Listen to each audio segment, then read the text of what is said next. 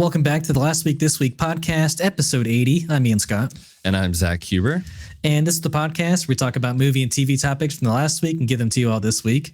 And as always, we have a few exciting reviews and topics to go over with you guys. Yeah, so the things to look forward to, we are going to talk about the 3 spinoffs that were that James Gunn kind of revealed, talking in an interview recently that he was going to have at Marvel while he was there. We are also going to talk about the potential castings for the new Harry Potter series that is currently in process over at HBO and in Max and Warner Brothers, as well as Chris Evans is coming back to the MCU in Avengers Doomsday. And Jeremy Allen White will come into the Star Wars universe with a character that I don't think anybody was expecting. I certainly wasn't. I don't think anybody could have called that casting, which we will get to. And lastly, we will go over episodes 1, 2, and 3 of Skeleton Crew, which is the new Star Wars show on Disney Plus. But the first thing that we're going to talk about today is Creature Commandos episodes 1 and 2. The newest episode will probably be out by the time this podcast is out. But Creature Commandos, the soft launch of the DCU, I guess it was in development already, and pretty much the whole story had kind of been there before James Gunn had taken over DC Studios with Peter Safran. But it's animated, very adult, I think much incredibly more adult. Yeah. That I knew that it was adult. You saw the trailer and you were like violence, sex, but there's things that happen in these 2 episodes that I was like, wow, okay. Like full on nudity, like pretty much. Like, I mean, even more than that. We'll get into it, but it's been one of the most anticipated things for me this year to watch. Absolutely. I really love most of what James Gunn has put out. I don't really feel like there's been a thing that I have disliked so far. Yeah, I mean, since he's done Guardians, right? He's done nothing wrong for me. So, Ian, first thoughts on the soft launch of the DCU. So I really liked it for sure. I can't say it's at the top of his. It's just not at the top. Like these first two episodes are great. It's not like Guardians or like the Suicide Squad level yet. Right. But I think the animation and art style works really well. The story, I mean, episode 2 blew me out of the water with the bride story. Yeah, that was great. Yeah. So good. And yeah, but it's essentially like Suicide Squad, but with monsters. And instead of Rick Flag Jr., it's Rick Flag Sr. leading the crew. So I like a lot of the dynamics that are forming, like Rick Flag and Dr. Phosphorus and the bride and Nina Mazursky. Like I think those pairings are great, and Weasel's a good comedic relief, and G.I. Robot is pretty amazing in his own right, just wanting to kill Nazis all the time. So I don't think there's a bad character, and the story's really fun. I think overall there was a few like music choices that I was like, I could go another way on those. I gotta push back. Those really whoever, I forget the name of the band, but I think it's just like one band that's doing all of the music for the show. All of the music. Okay, interesting. I mean, those songs I love those songs. By the way, the road trip one, like the one going to the castle, was like it was just a bit much. Like I could live with everything else. It's just that one went on like so long and it was a little much. That reminded me of when in the Suicide Squad, when they were going through whatever city they were in, and they were doing a musical number, and it reminded me of like in live action. I can kind of see how that might have played out. I think that this series so far is following a lot of the the same story, has similar story elements to the Suicide Squad, where they're in a, I mean, it's not like it's not like a city the way that like the Suicide Squad went into, where it was like they were hanging out in like a country where there was like obviously, you know, like kind of like corrupt rulers and such. Right. Like they're kind of, but they're still kind of going into this more, I don't know, like it was cool that it was like Eastern European. And I heard that like the actress that plays the princess was like, it felt really nice that they had like a representation of that world, because it usually isn't shown in TV shows and movies, but it still felt like we're going into this, you know, place that most people aren't hanging out in. And it gave, the city gave a similar vibe to the other one, just in, I don't know what it was. Maltese. Yeah. Yeah. It's a Corto Maltese. But I also really enjoyed it. I agree with you. I'm not as into it as probably the other material that I've seen, but granted, I've not also seen, besides Peacemaker, I've not seen James Gunn do a show where like also, I'm only watching it for like, and I'm only watching like 40 minutes of the story, as opposed to like Peacemaker, the first episode. I forget if it came out like 1-2 the first day, or if it was just episode like 1. An hour long, they were like hours long. Yeah. So this felt like you did get 40 minutes, but I still felt like we were just scratching the surface of the story. It's just getting started. Right. So I still have a lot of hope and anticipation for the rest of the series, and I've heard nothing but great things about episode 4 and episode 7 from interviews that I've heard from James and other people that have watched the show. That's exciting. So I'm really excited for the backstories of these characters to be revealed. I'm also really excited to see what the story is ultimately shaping up to, because when we got to episode 2 and, you know, the bride is already fighting Cersei, and it feels like she's like pummeling her, and obviously that kind of goes, it doesn't end very well for Nina and the bride. No, but like the bride, you know, puts up a fight by herself, you know? Right. And you're like, and I was like, whoa, I feel like there's something more going on. Like we haven't even gotten to, like, I know Economos shows up in this series at some point. So, and we also know that Clayface shows up at some point. Probably in a flashback, I imagine, but maybe not. I've seen, I guess I didn't see the trailer that it belonged to, but apparently there's like a scene. I saw the scene. Okay. So I mean, to me, he's fighting Rick Flag Sr. Yeah, yeah. I mean, to me, that makes it feel like, because I think that scene is in like the bedroom of like the princess. That would be crazy if she was Clayface. Like, right. I'm like, dude, what if, so that would be insane. He had sex with a monster. So that's wonderful if that's true. But you know, now he's really one of them because he's been with one of them. So so you have to have sex with one of them to be one of them. Yeah, that's the logic there. Yeah. You are what you fuck. You are what you fuck. There you go. That's the saying. By the way, I know I haven't kept up with a lot of animated shows in recent years, obviously because I've gotten older and I'm watching different things. Right. Not watching stuff on like Cartoon Network and Adult Swim as much as I may have when I was younger. Mm-hmm. But I think that this is one of the best intros to a TV show, like in a while. Like some animated shows, like, oh, it's fine. I love the intro and the animation that they put together for just the like, I could watch it every single time. And because that's what you want out of an intro to an animated show, is something that you can watch over and over and over. I don't feel that way about Harley Quinn's, even though I love that show. I'm not going to watch the intro to Harley Quinn every single time it's on. No, yeah. I mean, so far, James Gunn has been 2 out of 2 with intros. So good for him. Yeah. What else about this show? I love the animation style, especially when you get to the fights. Like the Dr. Phosphorus versus Rick Flag fight, so good, unbelievably good. And then you also obviously have the Cersei versus the Bride fight, which is also incredibly well, like choreographed and yeah, animated, and yeah, it's a really great piece of art. Yeah.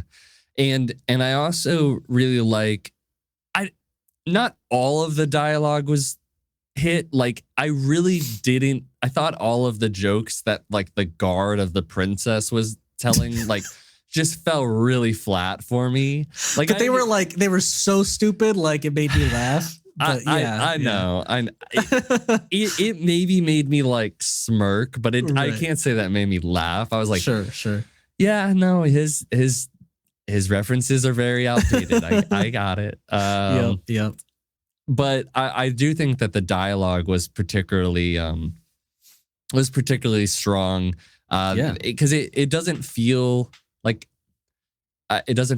it's just an like quote unquote animated, I guess like cartoon show. Right. Like, it does feel like people having actual moments. Like, no doubt. Yeah. The princess, hooking up with him in the bathroom was sexy as hell. And then you have the three of them outside just listening in, and like that's hilarious. I mean that, but then that was like definitely one of those moments where it was like they blended the like cartooniness of it with the like seriousness of it, because it's like in live action there's no way that scene's happening the way that they did it.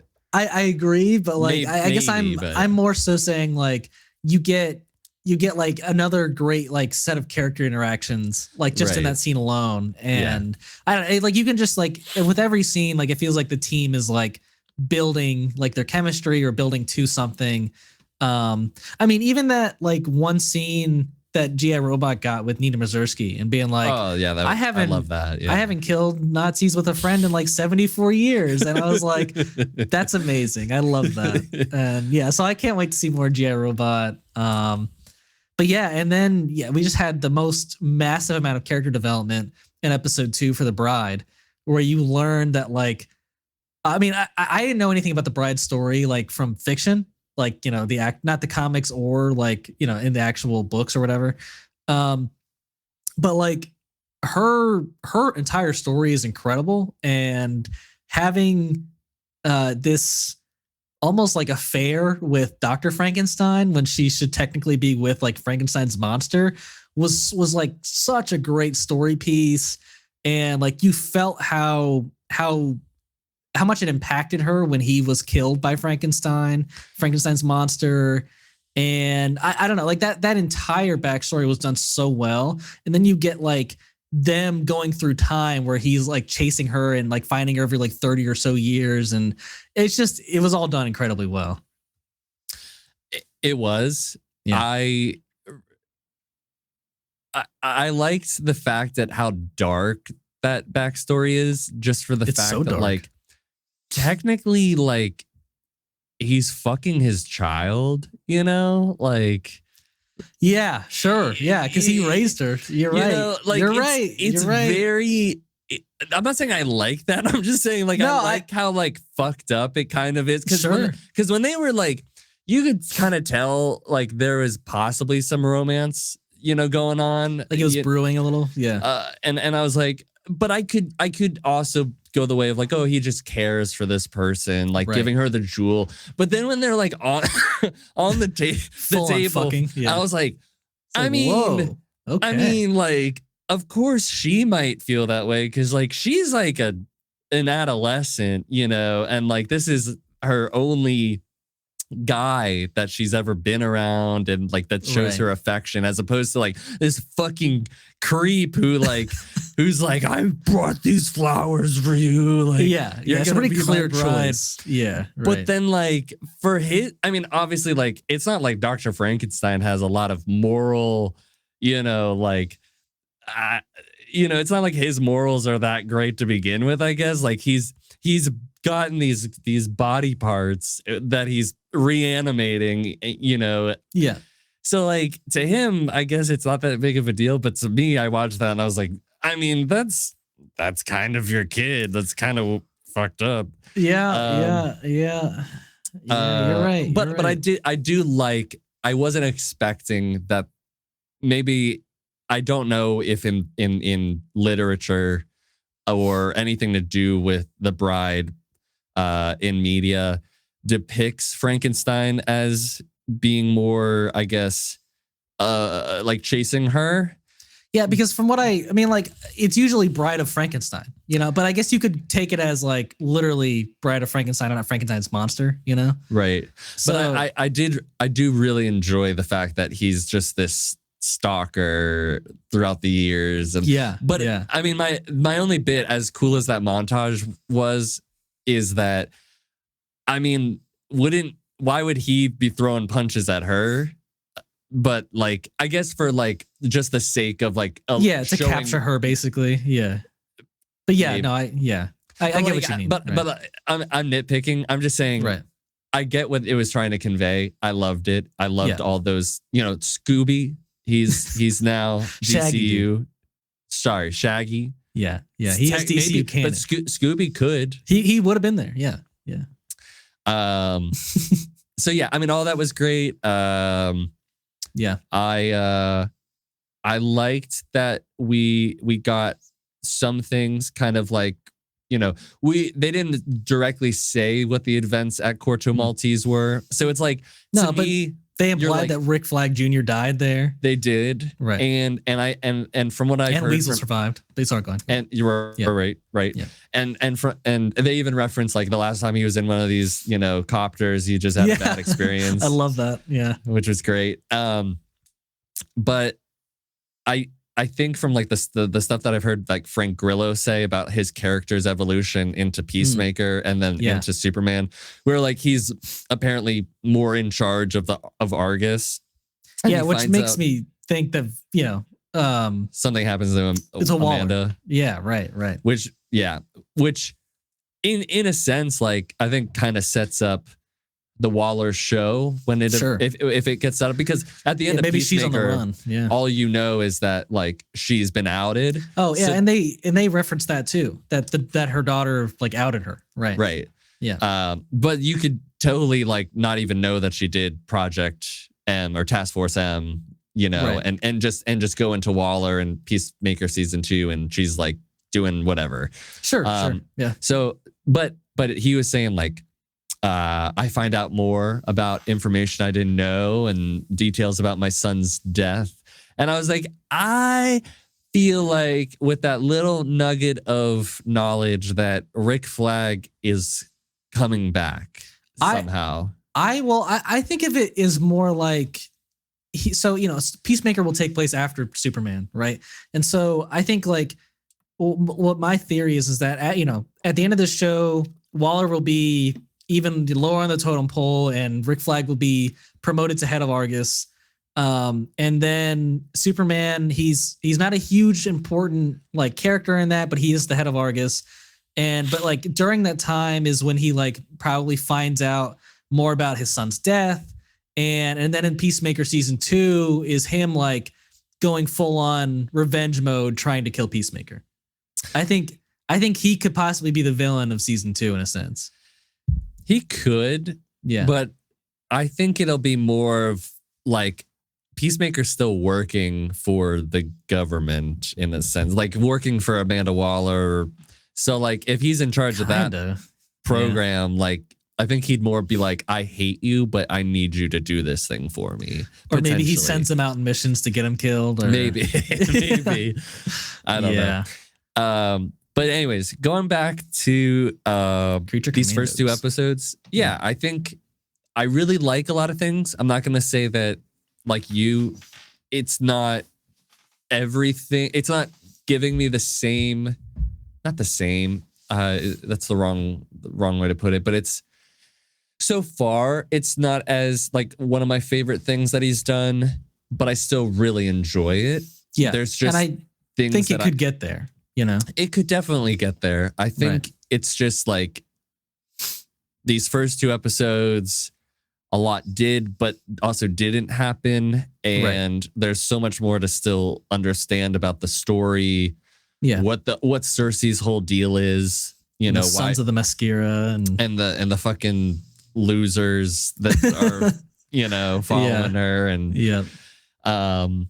So there's a lot going on. I'm very interested, and I'm very excited for tomorrow to watch it. So yeah, absolutely. Well, it comes out Thursdays. Yeah, Thursdays. Yeah. So I guess it is tomorrow. We just dated ourselves with the recording. That's fine. who cares? Who cares? Whatever. But yeah, I totally agree. Yeah, I'm right on the same page with you. But yeah, I think next on our list, we got some kind of interesting confirmation report of what would have happened with the James Gunn kind of Guardians section of Marvel, if he had kind of stayed on to help with it. So basically, we hear that there would have been a Legendary Star-Lord project. We don't know if it's a movie. These are all, we don't know if movie or TV show. And then except for the Ravager series. Yeah. So yeah, the Ravager series is the second one, and then a Rocket and Groot series or movie or series. My initial reaction is like, what a bummer that is to not get any of those things with James Gunn attached to it. And it does make me like kind of wish there was, I don't know, some alternate universe like that I could visit, where I could be like, okay, great, James Gunn's going full in on Guardians and like the Suicide Squad section of like the DC universe. And he just has like two like mini sections in both universe. Meanwhile, like you're so happy, but he's literally not sleeping and over caffeinated and like working himself to death. So like he's got less work now as the head of DC Studios, you know. I know, but imagine like focusing on both those things at the same time. He'd be like alternating back and forth for sure. But I don't know, like that'd be great. Like I thought, initially when Suicide Squad came out and was critically well received, like I thought we were gonna get, after Peacemaker, we'd get another spinoff of some other Suicide Squad member, or another season of Peacemaker in the same, which we are still getting. Right. Right. But yeah, I mean, to have both of those would have been amazing. I also think like the Ravagers, when they were teased at the end of Guardians 2, like the main five, I thought that would have been an amazing spinoff to go to, because that's the original Guardians. Like you can have another set of Guardians style adventures with like Sylvester Stallone at the forefront. That's pretty cool. And then you would also have like Gamora in there, assumingly, because she's kind of at the end of Guardians 3 with them. Yeah, I mean, yeah, who knows if Zoe Saldana would have ever come back? Right, that would have. I don't think she would. I'd be curious to know. Yeah, but yeah, I agree. It would have been cool. Not to say that they couldn't still do it, but I think the only way that I want to see something like a Ravagers series would be with somebody like James Gunn, because agreed. Something that I've found really interesting and exciting about him since he's done the Suicide Squad is that and especially with Peacemaker, he does a really good job of making like very iconic and great characters out of people that we really don't know anything about. Right. And something about like a Ravager series, it's like you're not beholden to preset ideas of like what a Ravager is, or like you could make up a complete new character. But I'd want to follow the Ravagers we've already met. But sure, you could follow a new Ravager crew if you want. Right. But like you could have all sorts of different characters in that series, just like we would have never had a Economos or Harcourt in Peacemaker. And those are characters that I really love now. Yeah. And I think he's got a real like knack for those kinds of shows and material. And I also think that's something that Marvel would definitely benefit from, is having more content like that. Yeah. I still think the Legendary Star-Lord project, obviously it got teased at the end of Guardians of the Galaxy 3. I don't even know if it got teased. In a sense, teased that he would return. Right. And, I don't know. It doesn't mean it's a movie. I don't know. But yeah. Yeah, I mean, you've thought that it might be like he could show up in a Nova thing at some point, but that doesn't look like it's happening anytime soon. Yeah, I mean, it doesn't feel like there's much room for any like unique projects at this point, like outside of the ones we've like gotten announced. until like after the next two Avengers movies. Right. And who knows what the MCU is going to look like at that point? Like, I think it's going to be probably a soft reboot. So who knows what's sticking around? Right. Yeah, it might be a soft. Yeah, you're right. It might be.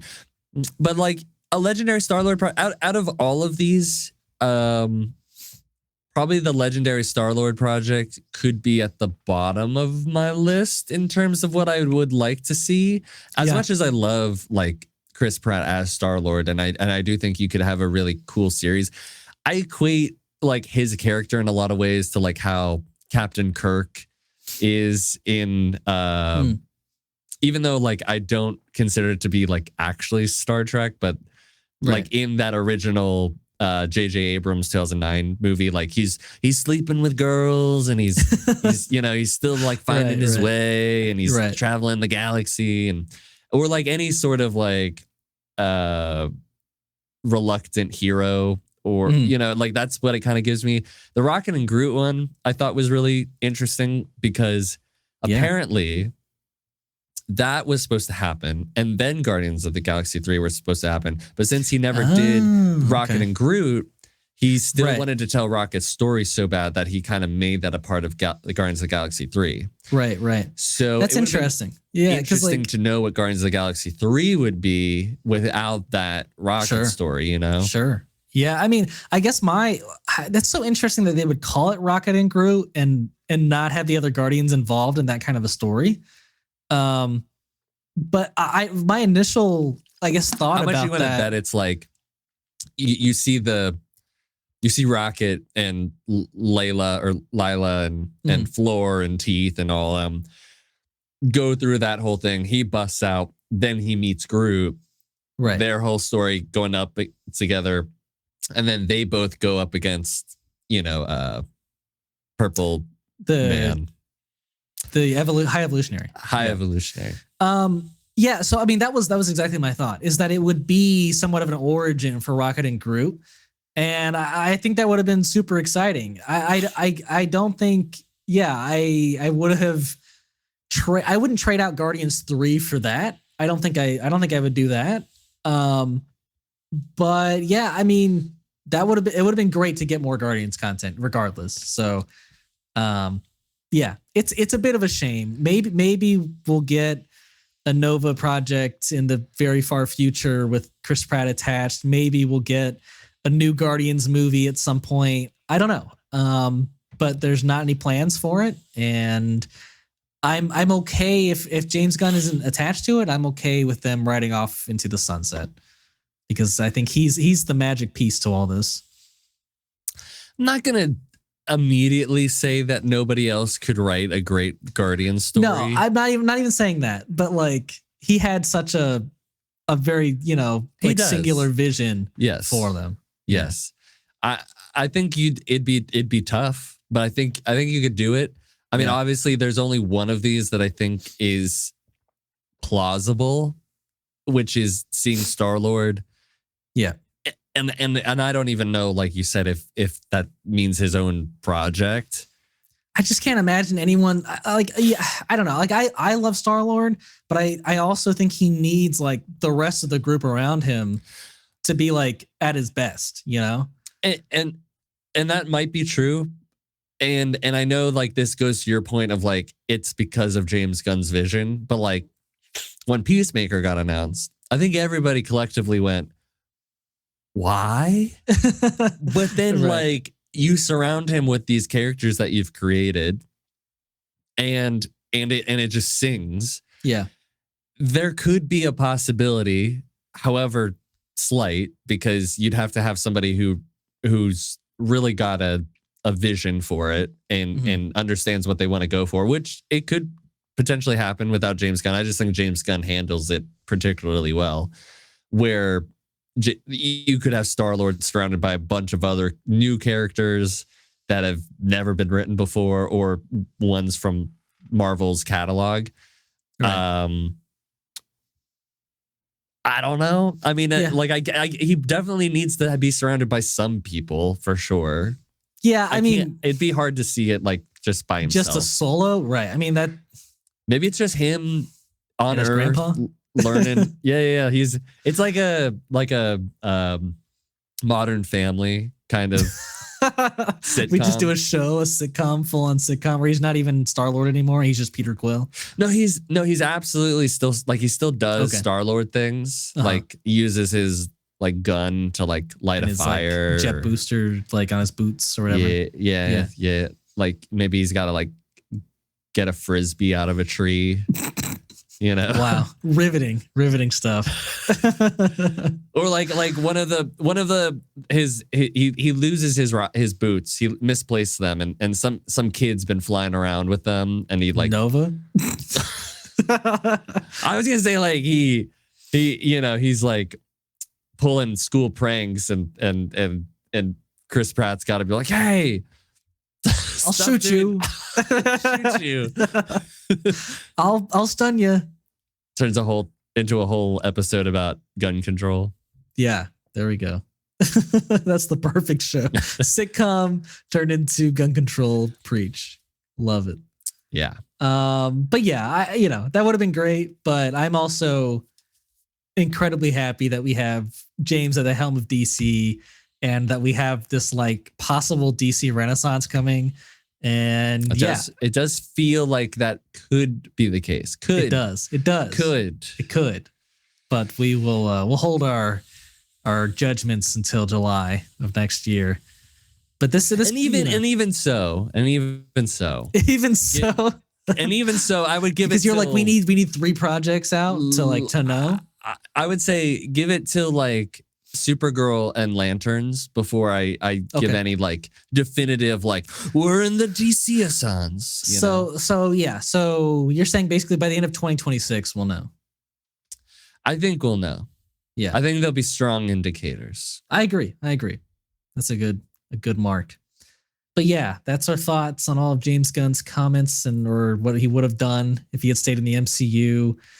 But we also want to talk about some Harry Potter news.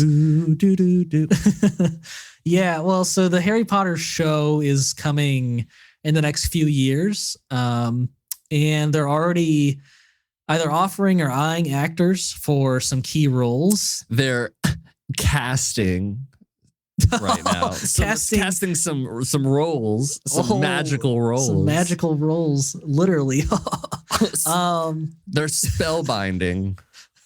Ooh. But yeah, so we got actors kind of announced for offering for Snape, Albus, Dumbledore, Hagrid, and McGonagall. And those actors are sorry if I get these names wrong. Papa Isidou for Severus Snape. I think it's Isidou, but I could be wrong. Mark Rylance or Mark Strong for Dumbledore. Brett Goldstein for Hagrid, and Sharon Horgan for Minerva McGonagall. So, even though I like some of these actors, I can't say any of them make me happy. I don't know. Geez. I don't know what you're. What? Okay, so which ones make you happy? I guess give me that. So, I would say, out of the ones that I know, right. Out of the ones that I know, I'm fairly happy with the Albus Dumbledore and the Rubus Hagrid picks. I don't know Papa Isidou. I don't know Sharon Horgan to the best of my knowledge. Though I've heard very good things about the actor who might be Snape, right?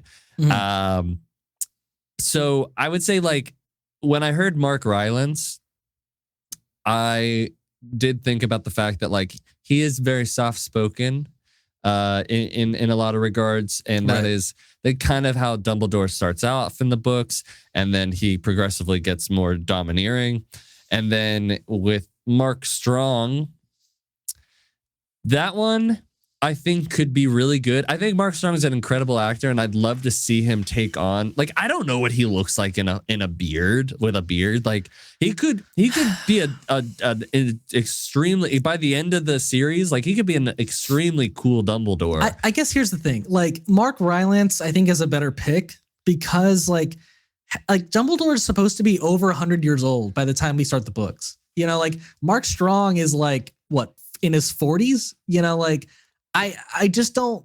No, he's got to be in his 50s. I just don't see Mark Strong fitting it. He looks way too young. I mean, and that's my complaint with like everyone except Mark Rylance, is that they just look way too young. Well, here's the thing. In the books, goddamn, Mark Strong's 61. That's crazy, dude. Why does Mark Strong look so fucking young? He's lathering himself up in he looks like he's like 47. Products. I mean, that's insane. It's great.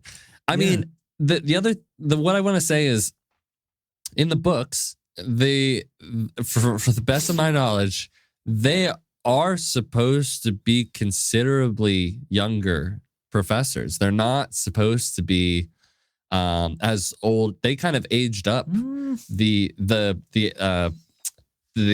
characters in the movies. So Snape is supposed to be like a young professor. He's supposed to be like in his 30s, because Lily and James had Harry pretty young, and Snape and obviously Lily and James went to school together. Were in the same class, right? So I think in a lot of ways these castings might be a lot more closer to what the books were going for. I mean, like I don't know. Like I'm seeing here that like McGonagall by the end of the books is in her mid 70s, and like Sharon Horgan looks like, I think she's like in her 30s. So that's a problem. I mean, but also like with the Snape actor, I mean, obviously there's the race swap, but like it's not what I imagine Snape as at all. He's not brooding enough. Black man. I'm just like in any sense, like he's just not the look I would have gone for. I mean, like all of these actors seem like also fairly attractive, which I would have never really said that about like McGonagall and Dumbledore or Hagrid. I mean, Brett Goldstein's a pretty attractive guy. Okay, but like with that logic, without knowing anything about what they're going to do for these said characters by the time they're being filmed, right? If you were to say,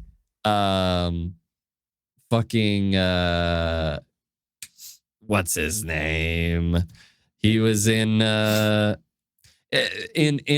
Batman, in Penguin. Jim Gordon. What's his name? No. What are you? Gordon. Who played the Penguin? What were you asking? I'm that's what you're asking. Penguin. Colin Farrell. Colin Farrell. If we were to say Colin Farrell's going to play the Penguin, you go, that beautiful Irishman. Okay, but they're not going to take 4 hours or 5 hours of makeup on every single one of these actors. You don't know that. First of all, they're not going to. They're not. I mean, like the makeup budget isn't that strong in any fucking project for you to be shilling out 4 to 5 hours every day for people, for multiple people. I'm just saying, we don't know what they're gonna look. Either way, you look at Mark Rylance or Mark Strong, they're getting a ton of makeup. You're getting a ton of hair and makeup.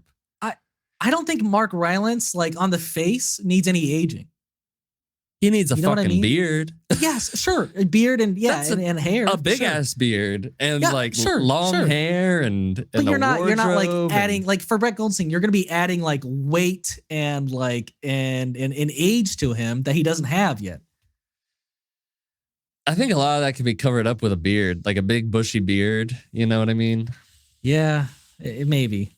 Now, going to the Severus Snape thing, which, like, obviously, elephant in the room, it'd be black. Yeah. And what I've heard from people, there's nothing that directly says or is integral to his character that he be white or black, other than I remember potentially when I was reading the books that he was described as having greasy black hair, potentially greasy long black hair. Right.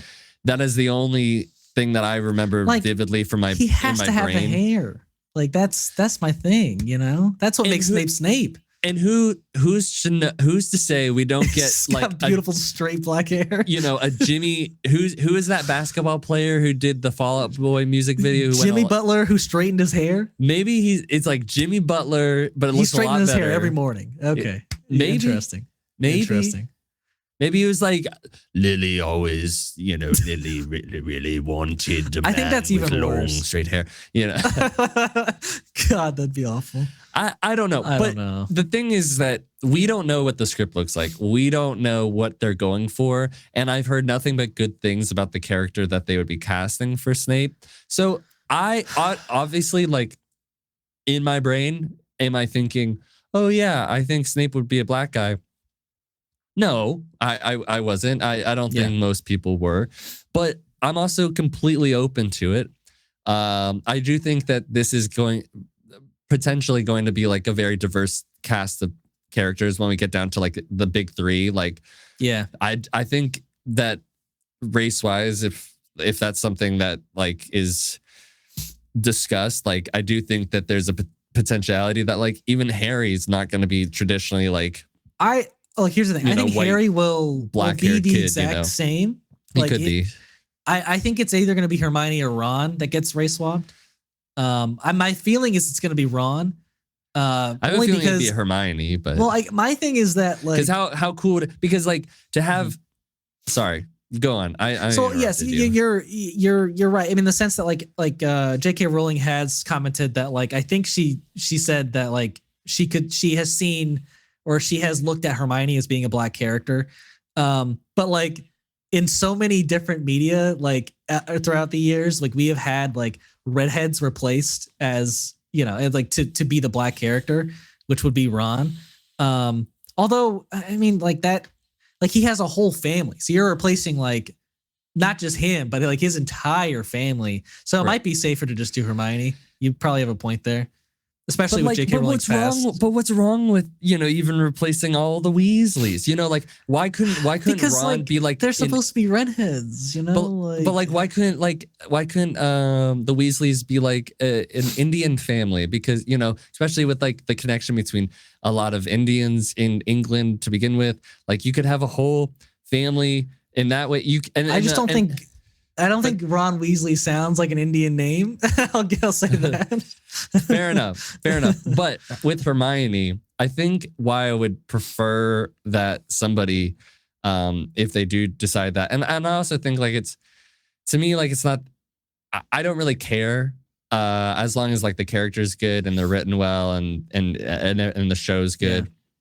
But why I think it would be more important and it would be a better choice to have somebody like Hermione be a different race than traditionally like white, because having a person of color, as much as like Ron is great and there's a lot of great attributes to him, typically was shown to be more of like comedic relief as opposed to like a character that is like really smart and intelligent and like and is seen as like almost like co-lead in some ways with Harry at times. Sure. I think would be really cool.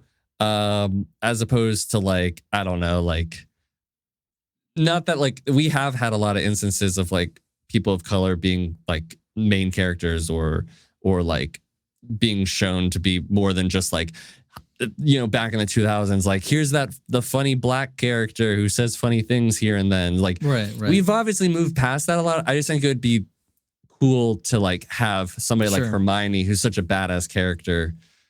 To why does it like it's like we had the white girl. We can do something with somebody else. I guess my thing too is like I think in general this whole show is such a bad idea because like. I'm just. Okay, here's my don't thought. Like this show. Here's the thing. The cat. I'm not happy with the casting. I mean, like straight up, I'm not. But like the idea of doing this show is like it's almost to me it's almost like redoing like Star Wars. Like you're basically like this is such a large cultural like piece of media that like almost every single person knows. And like the original castings is how we view the characters now. I mean, even so much so is like when these people were announced as like potential castings, they were put up right next to the original actor. So like we already have these people ingrained in our heads, and I think almost anybody would be upsetting in the same role as, you know, as these four actors I probably just shat on. So even though I love Brett Goldstein, he's one of my favorites in Ted Lasso. I just don't see him as Hagrid. So the main difference that I would say between your comparison between Star Wars and Harry Potter and them basically redoing Star Wars is that there wasn't the books. Yes, there wasn't the books. It was a completely its own thing. There was nothing preceding it. There nothing been like it before. And I think that there is a lot of let me just look up something while I'm talking. I think there's a lot of fans who want to see some of the stuff that was not talked about in the books. And I think with people, and that's the only valid like argument I have for the show is that we can fit a way more into the TV show than the movies. But go on. But they with HBO, who's consistently making a lot of great stuff. Mm-hmm. It's also still under Warner Brothers. Obviously, there's the J.K. Rowling bit, but like, of course, she was kind of be involved. Like, I mean, yeah, probably wouldn't have gotten made without her involvement. They also have Francesca Gardner as its writer and showrunner, and Mark Malloy to direct multiple episodes. Both are from HBO's Succession. And she also is a writer and producer for his Dark Materials, which granted I didn't watch. Killing Eve, which a lot of people have said amazing things about. Malloy has done episodes of Game of Thrones, and he's doing stuff in the second season of The Last of Us, as well as he directed The Menu, which we both really enjoyed. Right. Like, he makes sense. The showrunner makes less sense. I mean, like, as much as I love Succession, it's not like I would apply anything from Succession over to Harry Potter. But I would, because... You would? Okay. Yes, because she obviously knows how to tell a compelling story, and each episode leaves you wanting to see the next episode. And you have interesting interactions with the characters. The plot is continuously getting more and more interesting. Like, she's a showrunner. She knows how, like, as... Sure. Let me argue this. A lesser showrunner Succession would have been such a boring ass show, despite like also having great writers, but it would have been such a boring ass show if not for the person who's helming it, because a story about 3 children fighting over their CEO dad's company should not be as interesting as it was. And it was so amazing. Yeah. But okay, sure. I'll give you that. Like, she ran a great show for Succession. A fantastic show. Sure. A fantastic show. One of the best shows I've probably ever seen. But besides formatting the story in a great way, I'm just saying, like, Succession is not going to be a similar show to Harry Potter. I know, but I'm saying... So it will be a new territory for her. It's the same thing as like saying James Gunn doing Guardians of the Galaxy is much different than the Suicide Squad, right? Well, I would disagree, but sure. But it is, because one was... I mean, they were both team shows, granted. Both team and superheroes, right. But one was considerably more lighthearted, hopeful, fun, like, not exactly, I wouldn't say fun, but more like it was more like PG-13, we're having fun, lots of more, I guess, like traditional action, whereas Suicide Squad, like, that was dark and fucked up at times, and it was violent. And so, like, they were both the same thing, but they were different. And I still think, like, even though Succession is a very different story, the way that you run a show is I don't know. I think it's a great idea. I think that these castings, as unorthodox as some of them might be, I have faith as of right now. Mm-hmm. I could bite my tongue when we get closer to it. But at the very least, I want to say Brett Goldstein and Mark Rylance / Mark Strong. I like all three of those actors. So, and I could kind of see it, you know? Yeah. Like I said, I like some of those actors, but I'll have to see them in the role to like be sold on them.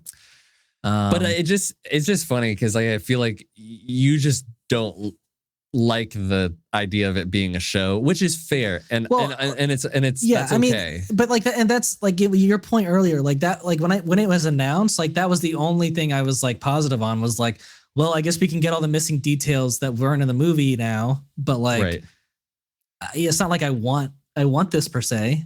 I know. I mean, in a lot of ways, like I think, as much as there could be a lot of good that comes from this, and it could be really well done, I do think that it mostly came as like David Zaslav took over Warner Brothers. They have this huge IP.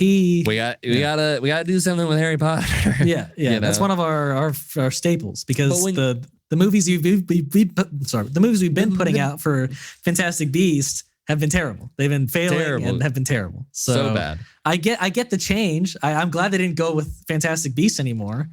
I mean, how could you?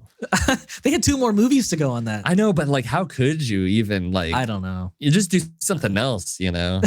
Yeah, that's fair, and that's what they're just doing. Do like a Hagrid solo story, or like Dudley as a sitcom show or something. I don't know. Look, the only things I wanted outside of the show was like a sequel with this kid, maybe. Or a sequel like focusing on Harry as a bank manager, I can't remember what they're called, like a wizard cop, basically. I think in like Star Wars and like Harry Potter can we go like, oh yeah, space cop.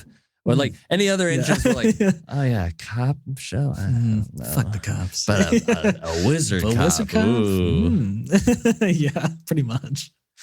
But yeah, this probably coming out 2027-ish, 2026 maybe. So we got a ways to wait. Yeah, I mean, I would say maybe 2026. Maybe. Yeah. It's definitely possible. 2027. Yeah, I feel like that's the year I've been hearing, but I could be wrong. So far away. It's so far. But yes. So now onto our next topic. Some amazing news. I guess to some, maybe to some, it's not amazing news.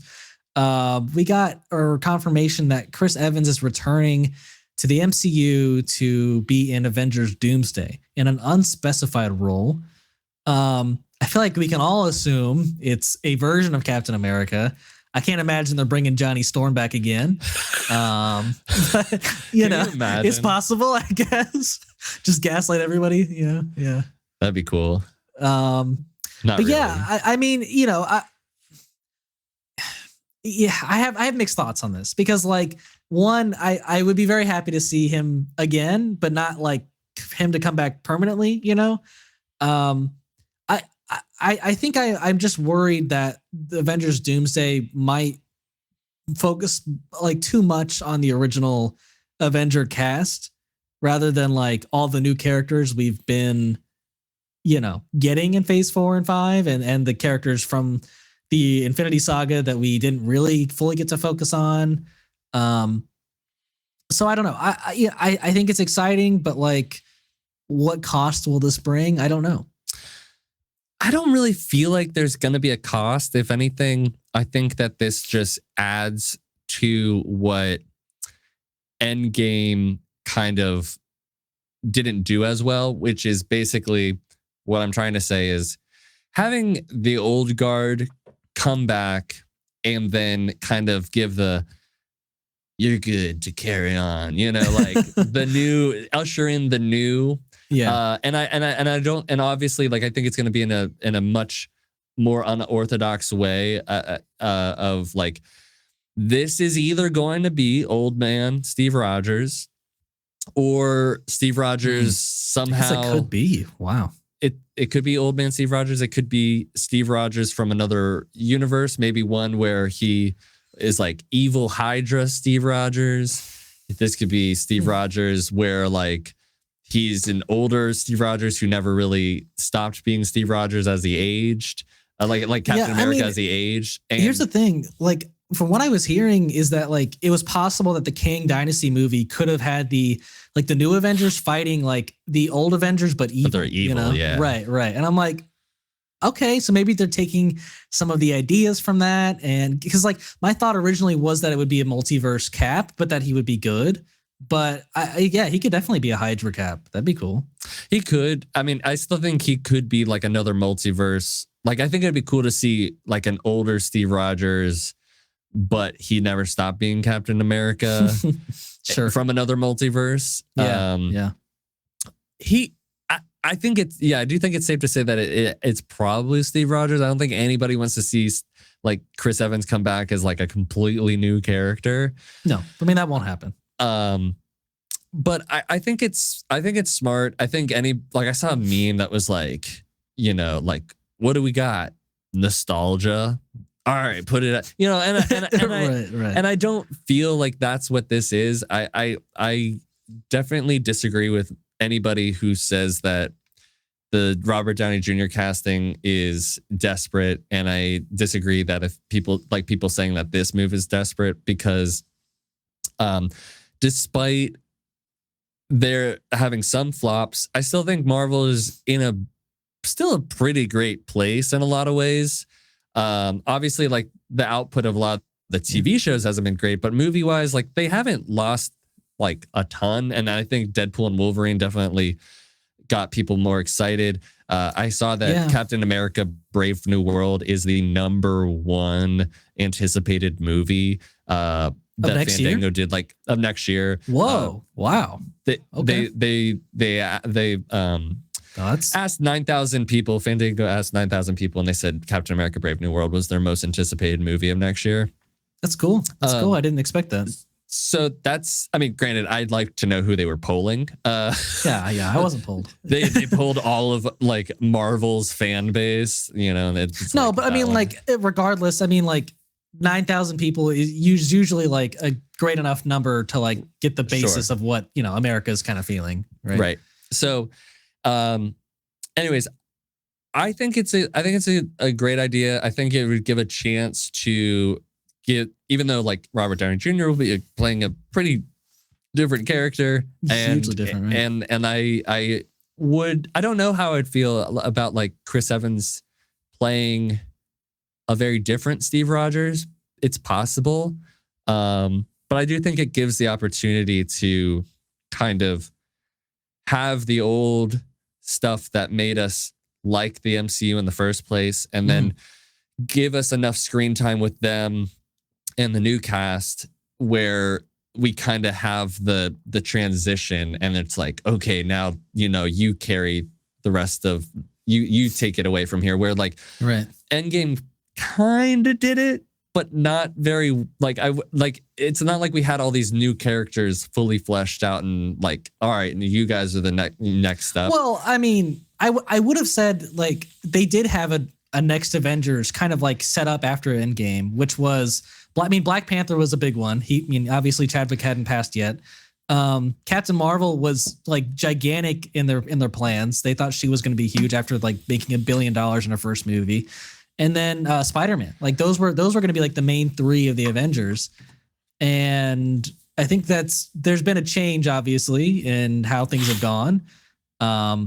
I don't even know if Spider-Man's going to technically be an Avenger in the next movie or not. Yeah, I'm very curious about that. Right. So I think they like the phase 4 and 5 just didn't go as planned. And I do think this is somewhat of I'm not going to say it's like the nostalgia just to get us like back, but like they need like a guarantee that like the Avengers movies are going to be a hit. And I think this is probably their guarantee.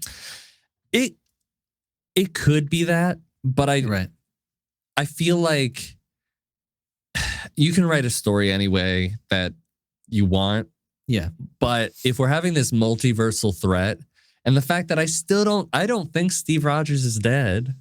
Yeah, that's something we very much disagree on. I really don't think he's dead.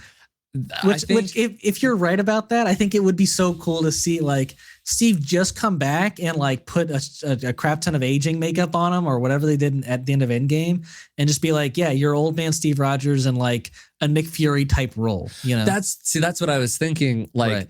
I think they've done that in the comics where like he was the head of S.H.I.E.L.D. Right. Or like he was like in charge of the Avengers, but he was in that like leader role, but he wasn't Captain America anymore. Right.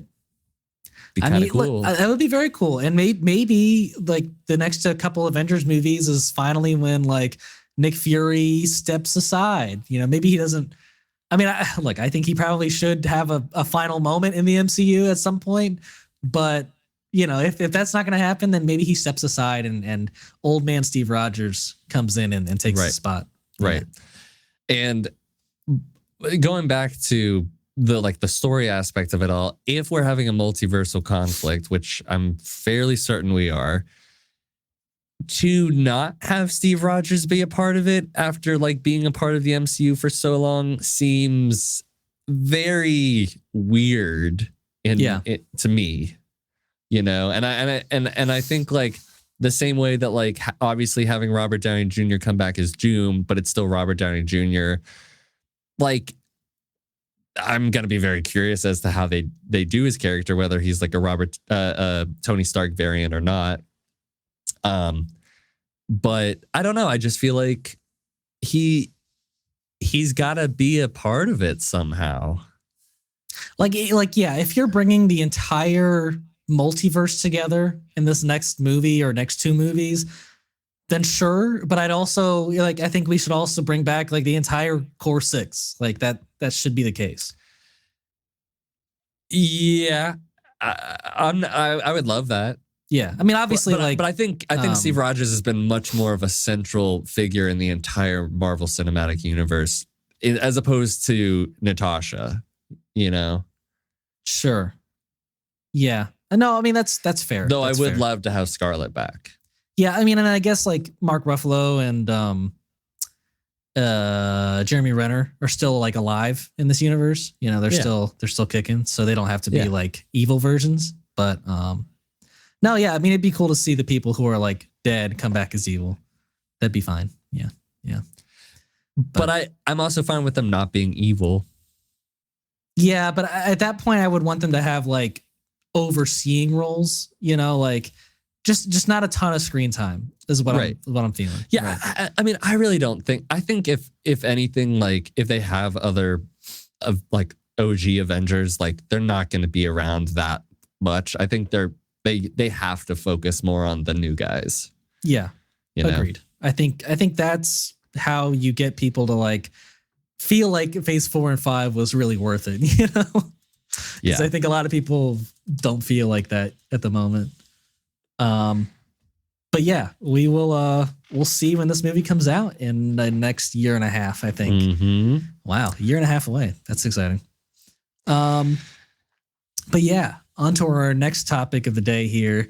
We got very interesting news in the Star Wars universe that Jeremy Allen White will be playing Jabba the Hutt's son in Mandalorian and Grogu. His name is Rotta the Hutt. The stinky one. Yeah. And but apparently I saw a report saying that he's going to be like buff. Like Jabba the Hutt's son will be like a buff. Like, yeah, and I'm like, how does that work? Like they're all like lumps of fat. Like what's going on? You know, I can't even visualize that. So maybe there's like little ripples of muscle along their his slug-like body. Like he's got like and he's like bulging like little tiny six packs and like all the way down. Yeah. Yeah. That's great. I love that visual. That's disgusting. It's disgusting. Where did you hear that? That's horrible. It was on Disgusting Film is where I saw that. Oh my God. Source is bestspinbulletin.com. I mean, can we really trust bestspinbulletin.com? I don't know. I mean, maybe. No disrespect. I just haven't read it and I have never heard of them before. Yeah, well, it sounds like that would be a Star Wars only news website. Best or yeah, I don't know. I don't know. But here's the thing. I think this is more so than the bizarre casting and maybe him being buff. That's insanely bizarre. I think what's really interesting is that we're getting somewhat of a tie-in to Tatooine, meaning that whole Boba Fett storyline might not be dead. Yeah, I mean it might not. From what I understand, because I didn't watch the content that had Rotta the Hutt in it. I've never even heard of the character, to be honest. So. He was last he was with bounty hunters or had a bounty on him. So there's obviously a lot to do with bounty hunting and him. Okay, so he's not a part of the Hutt, their dynasty anymore, whatever it is, on Tatooine. Well, I don't know because he was introduced with when Ahsoka in the Clone Wars and all that stuff, to the best of my knowledge, and he was a baby then. So by the time that episodes 4, 5, and 6 are around, where Jabba dies, I don't know how old he would be, and especially now, it's a couple years after that. He's probably 7 years after, I think. A bit more, even he's grown up even more to probably an adult. So I don't know how much he's been a part. I mean, he wasn't at Jabba's palace at all, to the best of our knowledge. No, yeah, we never saw him. Maybe he was on the run. Maybe he was with some bounty hunters. Maybe he's now coming back to reclaim the Hutt throne or something. I don't know. What is the time? To me, this makes more sense for a season 2 of Boba Fett. How does he fit in to any of the story we've gotten so far? I don't see it. Unless he's a bounty hunter. See it, but Kathleen Kennedy Dave Filoni does. Dave Filoni does. Yeah. So I don't know. I don't know. I mean, the fact that it's a bounty hunter centric movie, and we have this character who's vaguely, not vaguely, but is kind of tied to one of the crime lords who would work with bounty hunters. I could see there being a work in I don't know how central to the movie he would be, but. Yeah, because the image I'm seeing, he Ahsoka's holding Rota, and he's a baby. Yeah. But that's from Clone Wars, I'm pretty sure. Yeah, no, I got you, but we don't even have confirmation that he'll be a bounty hunter. I don't think you could be a Hutt and be a bounty hunter. Right? I mean, I just this news is so confusing, man. If this gets Boba Fett back, but written in a better way, I think it's a win, to be honest. Sure. Yeah. I'll take Rhoda. Sure. And the fact that Jeremy Allen White is voicing him is a bonus, I guess. Yeah. I'm curious, I'll give it to Jeremy. You're picking roles that and doing things that, are pretty, very interesting. I don't think he's going to be speaking in common tongue. I think he's just going to be making a bunch of noises, I imagine. I can't imagine him speaking yo, hey, Mando, Right. What's up with Boba and my turf, man? No, he'll have the voice. He'll do a Jabba voice or the Hutt voice or whatever you want to call it. But I think it's kind of fun. I'm just surprised, It's so surprising. It's some of the weirdest news for Star Wars you've gotten in some time. Maybe we'll get Jeremy Allen to actually show up in Star Wars at some point, though. This could be a little hey, I'm sticking my toe in, and sure. Yeah, I mean, I'm not like dying for him to be in Star Wars, but sure, yeah, that's cool. I think he'd be cool. I think he'd fit really well into the Star Wars universe. No, I'm not saying he wouldn't. I'm just like, I guess I'm not like the only actor I have had recently, like I've been really wanting them to join is Keanu Reeves. Like that's like pretty much the only guy. See, and he's like, I'm like, yeah, no, I mean, he would be cool, but I'm like, yeah, I don't really need it. Like, interesting, because I feel like he would just like Keanu-fy the Star Wars universe, you know, like I feel like he'd only do it if he was the main character, though. I know, but I feel like you bring Keanu in, he just Keanu. It's just like the Keanu show. It's not like he doesn't. He doesn't have a ton of range. Sure, I'll give you that. But like, I don't know. He's got a good presence, and like, I think having him in the Acolyte show would have been great. It's like if you put Adam Driver in this. Well, I'm sorry, he is in the Star Wars universe. It's a pretty large part of it, yeah. But like, I don't know. Yeah. No, I feel you. But yeah, that's the Jeremy Allen White casting news. It's a bizarre choice. Weird choice. Weird choice. But some last bit of a Star Wars topic, last topic of the day. We're going to talk about the first 3 episodes of Skeleton Crew from Star Wars. This was a very pleasant surprise for me, I have to say. Like, incredibly charming show, and like the group of kids, incredibly charming. I like the dynamics in space. I mean, yeah, that's pretty much what it is. And I was, from the trailers, I wasn't like thrilled that there was going to be this like very Earth-like planet, but there's some big key differences there that like I'm very happy with. I will say it is quite jarring at times having this like suburban neighborhood, like the kids on their bikes sort of like going taking around the bus town.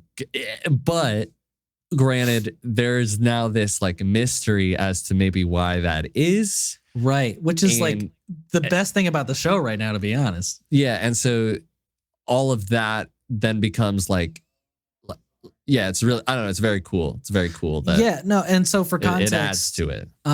Basically the planet they live on is called Ad-Aten, and when they, eventually, so if you haven't seen it, spoiler alert, but eventually when they go, fly out into the space past the barrier, they, and when they speak to people, no one knows, or everyone thinks that Ad-Aten is some tale. Like no one knows where it is. They think they called it like the Lost Treasure Planet, I think. Can't remember exactly what the term was. It was like the Republic's like the Republic had like 6 or 9 like jewel planets or something like that. They kept hidden, and like they're all gone now, but this is like the last one remaining. Right. And everyone thinks there's some like great treasure to be found in Ad-Aten. And they do that pretty well. Like they reveal that, but then they also like in the same episode, kind of focus on the parents and how they're like, how their kids are missing now. And they're basically like, hey, your kids have gone past the barrier, meaning we can't risk anybody going outside of the barrier. So your kids are pretty much just gone. And which is an insane thing to tell parents. Sorry. I mean, now get back to analyzing whatever you're supposed to be analyzing. Right. So, but no, but in like regards to that, you can get a new one. We can give you a new kid. Do you want a new kid? But in regards to Ad-Aten, I really like the almost kind of like dystopian like difference to Earth, how like, and maybe they are like kind of like giving us a theme of like everyone is locked into their jobs for the rest of their lives or whatever. Do you feel like it's dystopian? I just think that it's like a corporatized, like, I mean, corporate, like an overly corporatized world in a way is dystopian, but like, I don't know. As far as I'm aware, I'm not seeing a whole lot of like homelessness and like drugs and like terrible things. It's like, it's all like very like middle. But they implied class, like, Wim missed his test. Basically, there's a test Right. that like you take, and then you're assigned your path for the rest of your life. And so like he missed the day of his test, and like for some reason like you can fail this test. I don't know why. What's that book?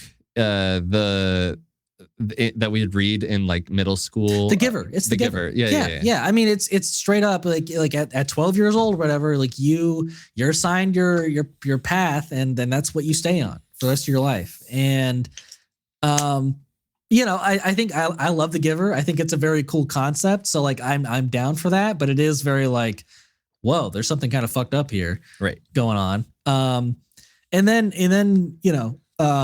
kind of on the same realm, like the dad, he's very much like a part of this whole system, and he doesn't necessarily treat Wim amazingly. He kind of is like way too into his job and way too into like what society like expects from Wim. And but it's not until like I think it was the very end of last episode, or like the last time you see him last episode, when he's told like, hey, your kid's gone.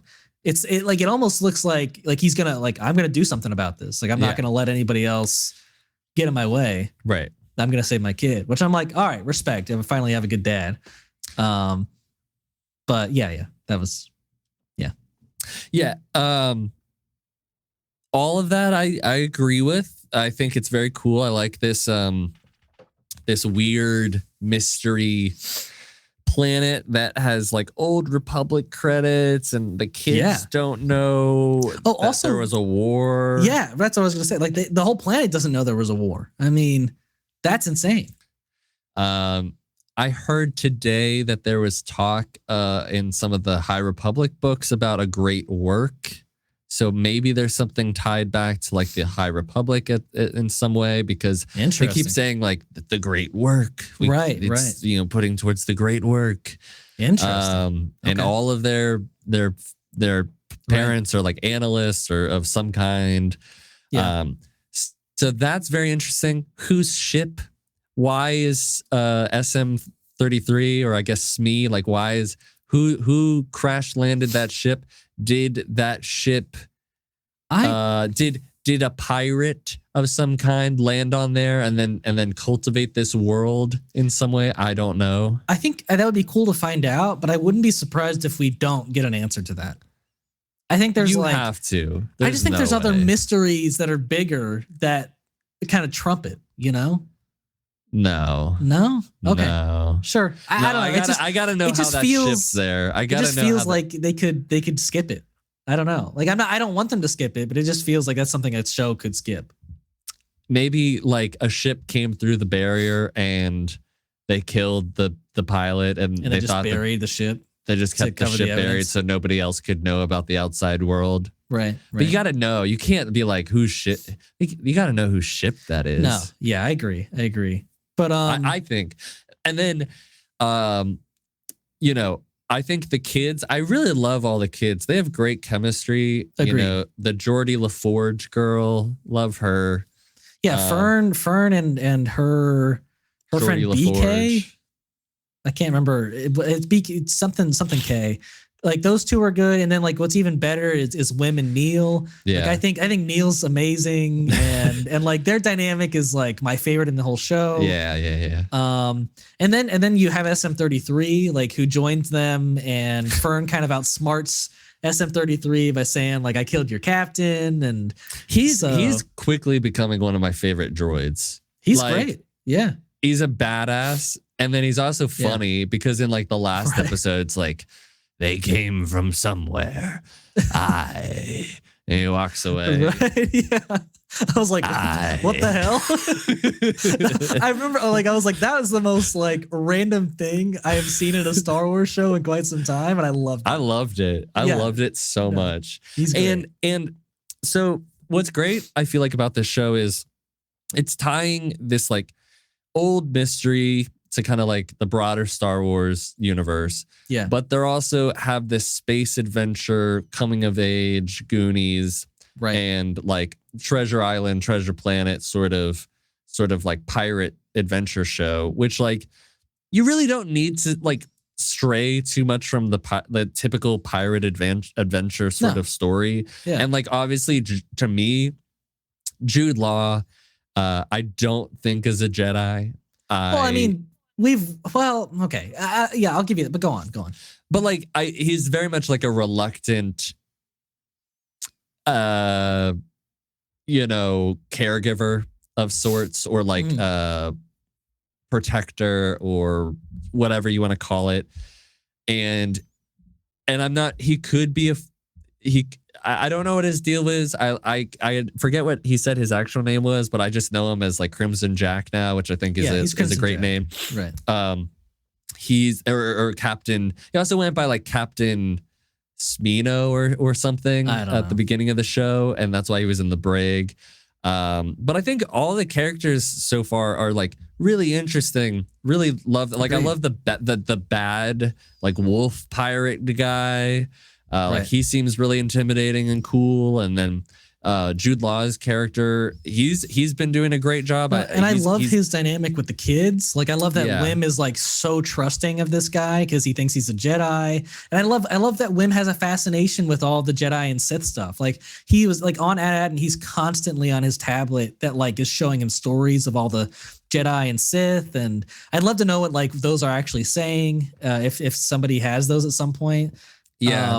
And also going into that, when I first watched the episode, I was like, but like if this is like current day, like how do you know about that shit? And then like, because it seems like the Jedi shouldn't be like talked about as much as like they're being talked about. But to that world AT-AT, I mean, like the Jedi are still alive. I mean, that's what they believe. And that's but we didn't know that. We didn't know that until first like episode or two. I was like, what's going on? How? But like with the newest episode, and they kind of explained like, you guys don't know anything like Empire. Post Order 66. Or post Order 66. Yeah. So I was like, okay. And that's why I like reserved. I noticed it and I was like, I'm gonna reserve judgment until I watch more. Because I don't want to be like, how does he know about Jedi? He's not supposed to know about Jedi. How sad is that going to be for Wim when he learns that like the Jedi are pretty much extinct? Oh my gosh, that's going to break his heart. Like that just broke my heart thinking about him realizing that. I know, like, you had a moment. Dude. I did. I was like, oh no. Oh my gosh, Wim. No, but then episode 3 I thought was really great with Jude Law, because you get to meet that guy or the owl figure person. I can't remember what his name was. I think it's like Ken or Kim or something. Yeah, but like, I like that character. Yeah, they're great, and they like the fact that they have so much knowledge and can find out knowledge from like just what these kids are saying, and I don't know, like the whole sequence was amazingly well done. And then you also had that like the tension between him between the owl character and Crimson Jack. And then they're running away and the kids are like, I guess we're going with you, and they're shooting down X-Wings, and I'm like, okay, yeah, I guess we're just shooting the good guys now. But the thing is that like that I really enjoyed about that bit was like we gotta go, and they're like, not until you tell us what's going on. Oh yeah. And he's like, I'll promise I'll tell you later, and I can't remember exactly what they said, now. But they're like, right now. Yeah. And he basically was just like, I'm looking for a place too. And there's like that moment of like they're like of a connection of some sort. And he's like, I'll promise I'll tell you stuff. So like there's still the reluctant trust, but like he's basically like, we don't know. Is he being a genuine dude? And he's like, these X-Wing guys are not supposed to be shooting at us. Maybe it's just like, it's just a tough situation. Maybe he's, influencing them badly. I don't know. But I think at the moment he's not a good person. I think by the end of the show, he'll like have a change of heart and kind of, come around to the kids' side and like not screw over the kids. But at the moment, I don't trust him like at all. Yeah. Yeah. I mean, I don't know how the Force is necessarily a part of his life. If that at all. I think it is. I don't know how else he floated the key over to him. Like how would he have done that? I don't know, but they also like the girl who, by the way, the main, like the leader girl. Fern? I was like, Fern. Thank you. Mhm. I was like, Fern looks very familiar. Like I've seen her in really? something. And then I started looking at her IMDb, and I was like, I haven't seen any of these movies, but I did remember how much I thought that Firestarter trailer looked terrible. And she's the girl from remember. Firestarter. What is Firestarter? The new, like the remake of that Stephen King movie and novel Firestarter that came out a couple years ago. I haven't seen the trailers for it, I guess. Interesting. Oh God, it was bad. Was it? Oh no. It was bad. Oh man. But that's how I knew her. I was like, how did I just recognize her from watching trailers? Trailers. Look at you in that memory, dude. Yeah. Strong mind. But yeah, all the characters feel like really, really unique. Compelling characters. Compelling characters. They don't have stupid interactions. I don't question really their motives. Like I think all of them seem like very like clearly motivated, or like things that people would normally think or do, or like at least like these characters would. I think the only one that needs more fleshing out is like Fern's best friend. I think she's like pretty surface level at the moment. Even though I enjoy her, she's like she's only good in like the group interactions. Like I don't really know what's going on with her at the moment, you know? Yeah, but she's very knowledgeable and like smart, and I think that she's like also got like healthy suspicion of things, and like sure. I don't know. I enjoy her a lot. Also, I couldn't tell if one of the pirate guys who's like he was like a tan color, and he had like these like big eyes and a bandana. He looked like one of the guys from the Pirate. Oh, yeah. I mean, it could be Mando season 3. Yeah, I don't know. It's possible. It could be that same guy, but just that race. I mean, I don't know if there's a lot of distinction in like. So they're all pirates. Well, I mean that whole. I'm just saying that whole crew we saw in the first episode of The Mandalorian were all the same race. Were they? I'm pretty positive. Well, except the guy, the captain who was like the swamp monster. Were they? I think all the lackeys were similar. The lackeys, man. Mandalorian season 3 pirates. Well, there's definitely that one dude. Yeah, there's definitely the one dude. Captain was cool looking.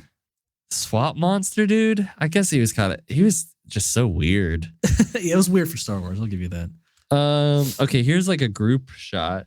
No, they're not all. They're not all? There was quite a few of them, though, right?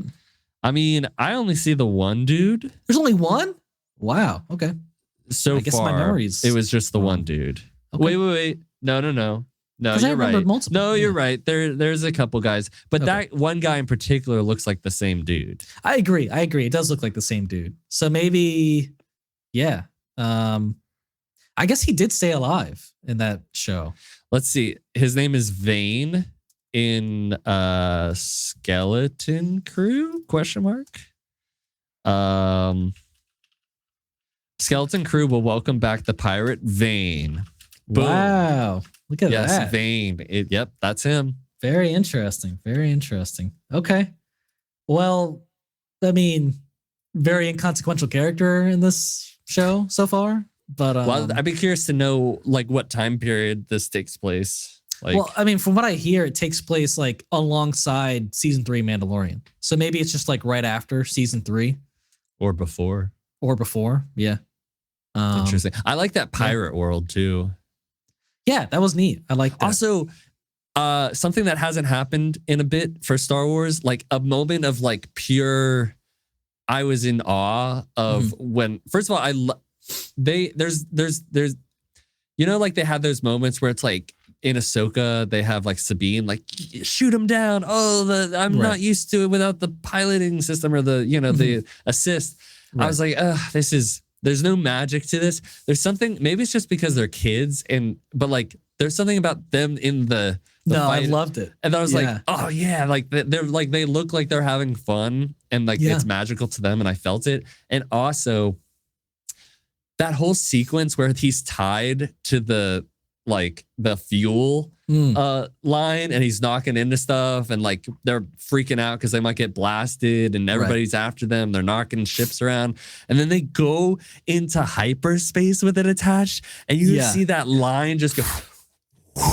I was like, oh, killed a bunch of people for sure. I was like, holy shit, that's crazy. I love that. No, that was great. That was great.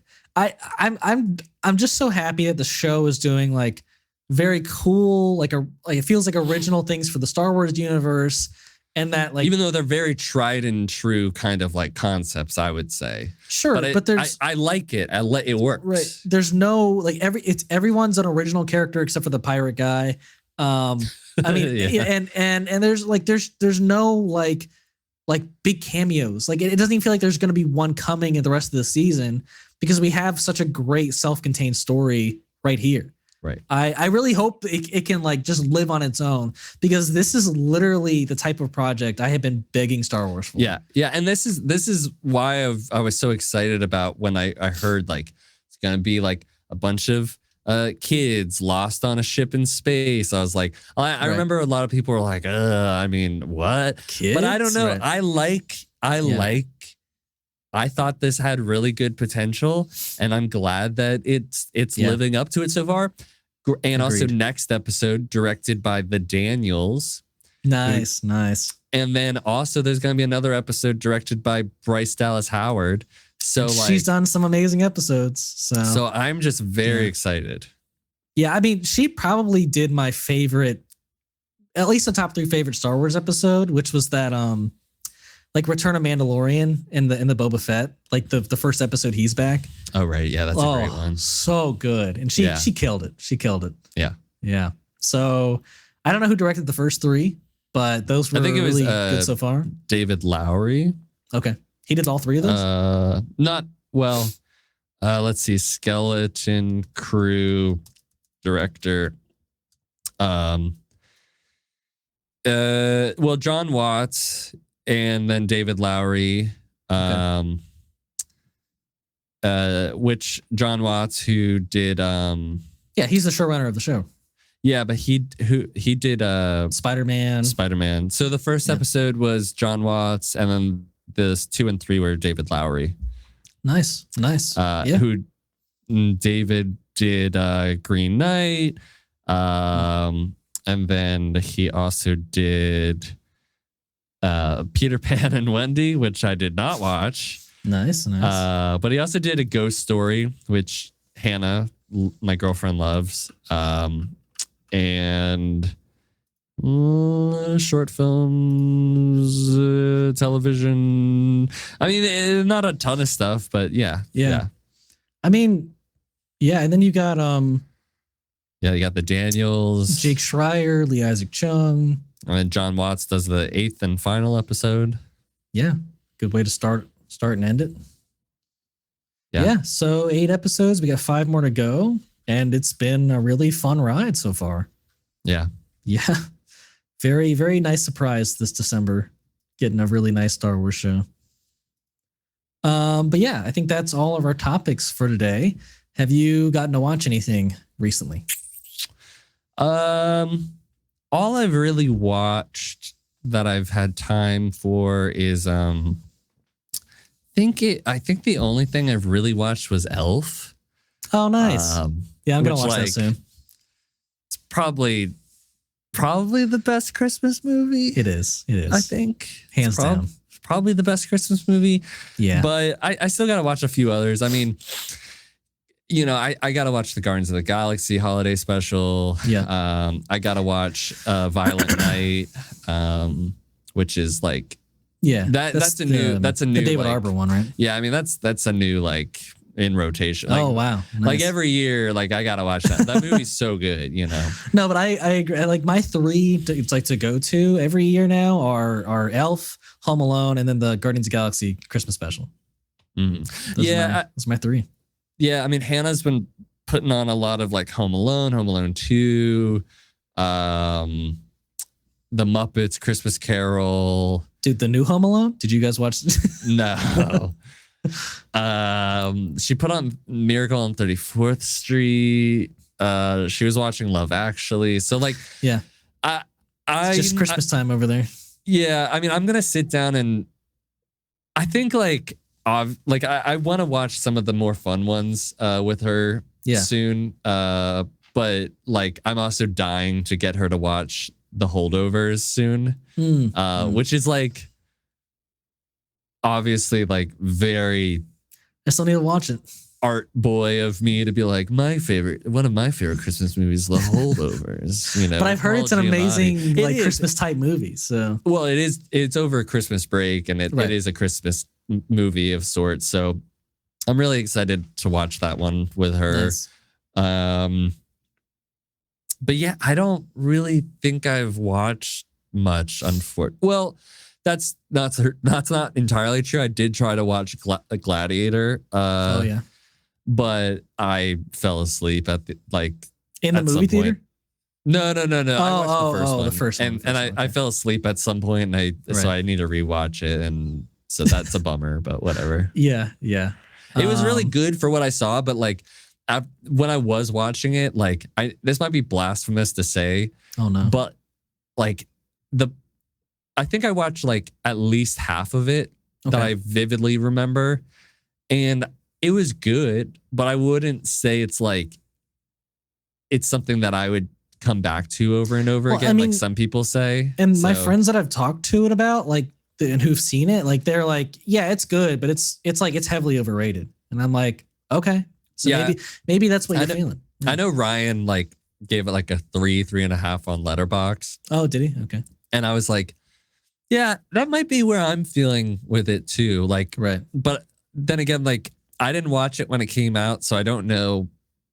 I still haven't watched it. There's really great bits of it that I know. Right. You know, like I'm Maximus, father to a murdered son, husband to a murdered wife. Like I know bits from it. There's a lot of iconic stuff from it, and it's really there are bits that are really really fucking good. But there's also times where I'm like some of the slow motion like missing frame shots that he would do in the action sequences, like I don't think they particularly hold up very well.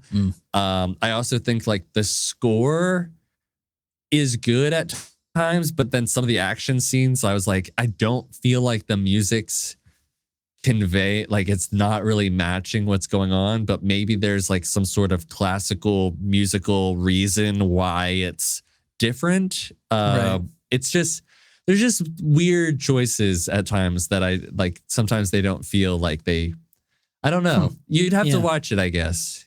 Yeah, I will soon for sure. But yeah, that's all you got to watch. And I also I started watching the Christopher Reeves documentary because that came out on Max. Oh yeah, I want to see that too. And unfortunately, Hannah said she had to go to sleep, and I didn't want to watch it without her, so I only watched like half of it. Oh, okay. But it's very good. I've heard. It's beautiful. I really like it. So nice. I'm gonna finish that up. Maybe I'll finish it up tonight since there's not like a ton left. So nice. Yeah. Well, for me, I finished the Harry Potter watch through. Part 2 is really great. Honestly, I mean, it's definitely like dark, but like a lot of shit happens, and you know, but I guess I didn't remember how many like off-screen deaths there were. I mean, like it's a little anticlimactic in a sense. Yeah. I mean, even Bellatrix's death is a little like anticlimactic because if I remember correctly, I think that's what happens in the books though. Oh, it's like off-screen deaths. Yeah, because like I mean, even in part 1, like Mad-Eye Moody, he just dies off-screen, and you're like, oh, okay, yeah, all right. And then, but then they show like Bellatrix, like she gets killed by Ron's mom, and I'm like that's cool, but like get away from her, you bitch. I just felt like she should have been killed by so many other people. Like she didn't really do anything to the Weasleys, you know, like. What are you crazy? Compared to what she did to other people. I mean, I'm just saying, like she killed Harry's godfather. she tortured Neville's parents into being insane and then dying. And then she carved into Hermione's skin in part 1. Like, she has done some like awful stuff. I mean, like, and I don't remember anything that she really did to the Weasleys. Like, well, other than set their house on fire, but their house is still like, it's still around. Like, they're good. Is it though? I mean, it was on fire. I think in part 2 they show it again. I could be wrong, but like, from what I remember, the house is like, it's not totally like fucked. I feel like I remember like there was a house being set on fire, and I imagine maybe there was some stuff with like, since her husband worked in the ministry, like there might have, like maybe there was some, I don't know, maybe there was some history. Yeah. Granted, I agree. I think originally, like, I would have really liked Neville to kill her. Yes, yeah, Neville's like the biggest person who should have killed her. Absolutely. Yeah. I think but like I like that Neville gets his moment. Like, he gets to kill Nagini, I think. Yeah. But I don't know. Yeah, it was a little bit of like, oh, okay. But I love that moment. Get away from her, you bitch. Yeah, sure. So good. But yeah, no, there's a lot of great moments in that, and like the Resurrection Stone part is one of my favorites, and like, you know, Draco's mother coming up to him and being like, "Is he alive?" And Harry's like nods yes, and it's like it's all really well done, and the Battle of Hogwarts is great, and yeah, and then, you know, I think Ryan and I agreed. We were like, we didn't really need the last, like, you know, final scene where like they're grown up now. I think it could have just ended like with the 3 of them after Harry broke the wand, and then it's just like, okay, we're good. Because it's very much implied that everything is just like, all right, happily ever after. No, I like the grown up scene. Yeah, I like it. I mean, it's well done because it was in the book. It was in the book, and I really like it. So. Okay, yeah, that makes sense.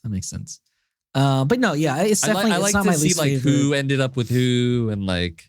But, I don't know. But it's already like everyone's already together by the end. You know, I get it, but like there's just that confirmation of like, sure, yeah, okay, they got married and had kids, right? You know, yeah. But no, I think part 1 is going to stay as my least favorite of the Harry Potter franchise. Yeah, but this one was a good one. And then I've also, have I watched anything outside of our review stuff? I don't think. I mean, other than like Survivor, which honestly, like, one of the best episodes of like Survivor history happened last time, and it was like, I don't think you're gonna watch it at this point.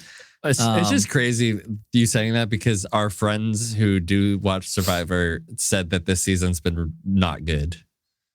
I would disagree, because I mean, like, last episode had one of the like most brilliant gameplay moments and like I've seen in years, years. And like this, like the guy, like at the beginning of this whole season, this one guy like basically shot himself in the foot and had like an emotional breakdown in front of everybody. And was it what's his fucking name from the season we saw before? Fucking Vanu. Oh God. Yeah. No, but this was somehow like worse, because it wasn't just in front of his tribe, it was in front of every single player on the first episode. So that was bad. But then he's like, he has stayed in the game this entire time. And then like brilliantly, like even when he was on the side of the numbers and then was like, hey, I got this plan, and like came to the 2 people on the bottom and was like, we can take this game, and basically like worked the entire episode to like get this plan into action. And then it worked. And we were just like, holy shit. Like this dude has like had the biggest 180 in Survivor history. So yeah, I don't know. I've enjoyed this season. I don't have like the fan favorites that I did from last season. Like I'm not like in love with anybody this season per se. Mm-hmm. But it's been super enjoyable, and I would recommend it. I think your friends are wrong. So okay. Yeah. But yeah, I mean, you know, other than some random stuff here and there, I think that's pretty much what I've watched. So now's the time where we say thank you for watching and listening to our podcast. If you want to listen in the future, we release weekly at this point. And we release clips 3 times a week as well.